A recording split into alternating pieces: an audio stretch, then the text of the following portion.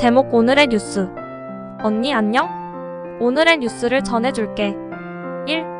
국민의힘 의원들 유인촌 문체부 장관 유력에 미치겠다 실화냐?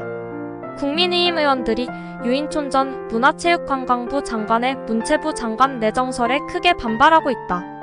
유 전 장관은 1998년부터 2003년까지 문체부 장관을 역임했으며 지난 대선 당시 윤석열 대통령 후보의 문화특보로 활동했다. 국민의힘 의원들은 유 전 장관이 전 정권의 인사라는 점을 지적하며 문체부 장관은 국민을 대표하는 자리인데 과거의 인사를 내정하는 것은 이해할 수 없다고 비판했다. 해시태그 문체부 장관, 해시태그 유인촌, 해시태그 국민의힘, 해시태그 반발, 해시태그 전 정권 인사. 2. 김기현 개념 없는 개념, 연예인 너무 많아 자우림 김윤아 저격. 김기현 국민의힘 의원이 개념 없는 개념, 연예인이 많다고 지적하며 자우림의 김윤아를 저격했다. 김 의원은 지난 11일 페이스북에 개념 없는 개념, 연예인이 너무 많다. 연예인은 연예인일 뿐이지 정치에 개입해선 안 된다고 적었다. 김 의원은 이어 자우림의 김윤아는 과거 촛불 집회에 참석해 이명박 탄핵을 주장했다. 하지만 정작 자신은 국회의원 선거에 출마해 당선되더니 이제는 대통령 탄핵을 주장하고 있다고 지적했다. 해시태그 김기현, 해시태그 개념 연예인, 해시태그 자우림, 해시태그 김윤아, 해시태그 촛불 집회, 해시태그 대통령 탄핵. 3. 강진 덮친 날 모로코 국왕은 파리의 초화 저택에 있었다. 지난 10일 모로코에서 규모 7.7의 강진이 발생했다. 이로 인해 최소 1,600여 명이 사망하고 2,000여 명이 부상했다. 그러나 모로코 국왕은 강진이 발생한 날 파리의 초화 저택에 머물고 있었다는 사실이 알려져 논란이 되고 있다.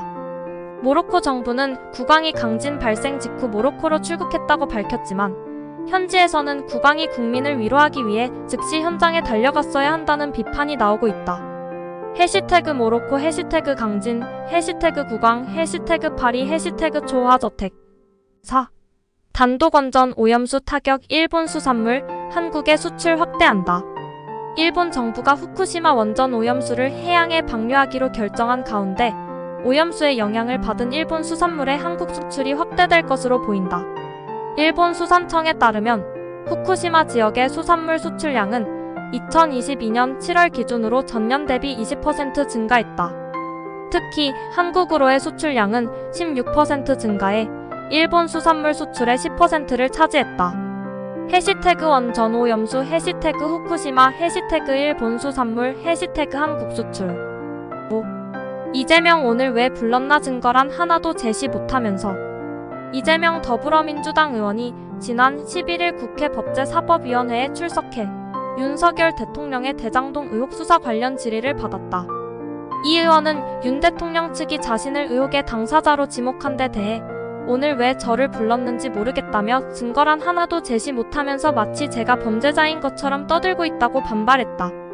해시태그 이재명, 해시태그 대장동, 해시태그 윤석열, 해시태그 법제사법위원회, 해시태그 증거. 그럼 언니 잘 자.